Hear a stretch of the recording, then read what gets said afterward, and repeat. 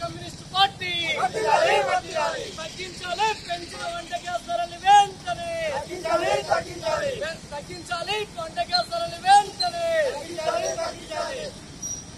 కేంద్రంలో బీజేపీ ప్రభుత్వం అధికారంలోకి వచ్చిన తర్వాత పెట్రోల్ డీజిల్ వంట గ్యాస్ ధరలు విపరీతంగా పెంచి పేద మధ్యతరగతి సామాన్య ప్రజల మీద మోయలేని భారాన్ని మోపి అరచేతిలో ఈరోజు వైకుంఠం చూపిస్తున్నటువంటి పరిస్థితి ఉంది. నిన్నగాక మొన్న కేంద్రంలో మోడీ గారు వంట గ్యాస్ ధరల మీద 50 రూపాయలు పెంచి సామాన్య ప్రజల మీద విపరీతమైనటువంటి భారాన్ని మోపడం జరిగింది. దానితో పాటు మరి ఇప్పటికే 900 రూపాయల వరకు ఉంది డెలివరీ ఛార్జ్ తోటి.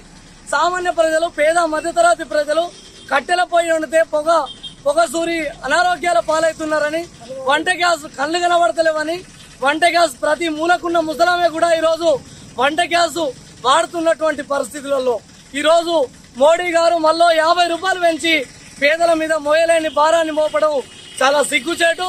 కేంద్ర ప్రభుత్వం వంట గ్యాస్ ధరలు పెంచడాన్ని నిరసిస్తూ ఈరోజు భారత కమ్యూనిస్టు పార్టీ సిపిఐ ఆధ్వర్యంలో చేర్యాల మండల కేంద్రంలోని అంగడి బజార్ వద్ద గ్యాస్ సిలిండర్ తోటి ఆ రోడ్డుపై రాజీవ్ రహదారిపై నిరసన వ్యక్తం చేసి మరియు కేంద్ర ప్రభుత్వానికి వ్యతిరేకంగా ఆందోళన కార్యక్రమాలు నిర్వహించడం జరిగింది.